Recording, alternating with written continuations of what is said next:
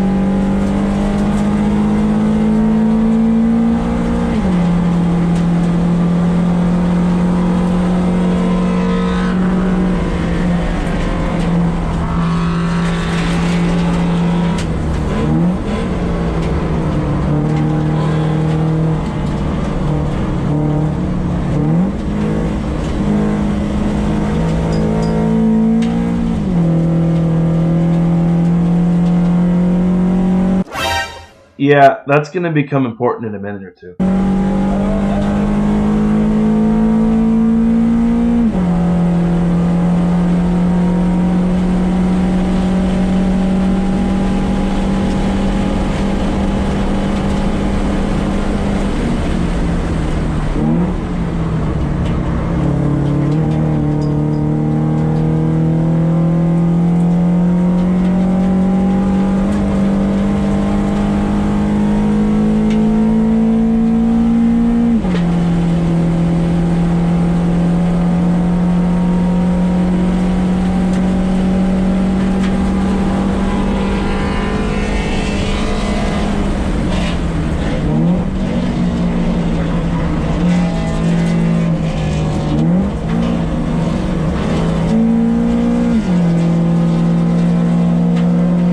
I could only delay the inevitable for so long.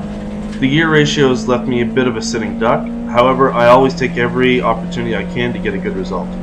So even though Owen overtook me and I'm now running in second place, my next focus was to do everything I could to try and keep Kai Dayel back there as well. Also, try and keep the pressure on Owen as much as possible to force him into a mistake.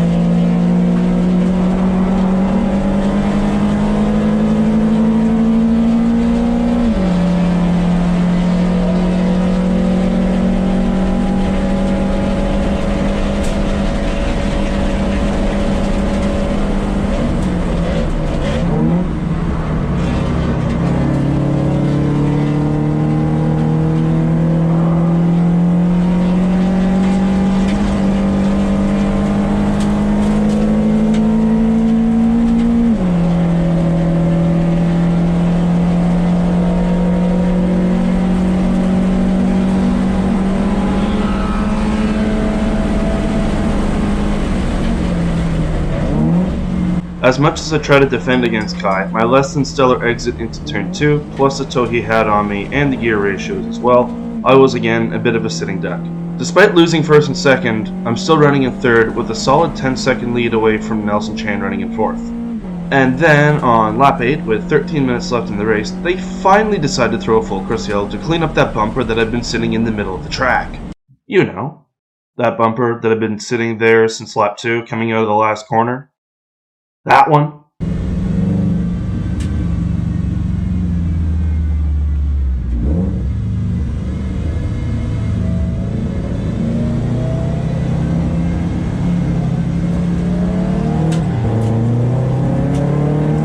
So, when the race got restarted, the green flag was shown far earlier than anyone expected, myself included. It caught me napping since I didn't expect the restart after just one lap. As a result, you know that nice, healthy gap I was just talking about that I had over Nelson Chan? Yeah, it's gone now.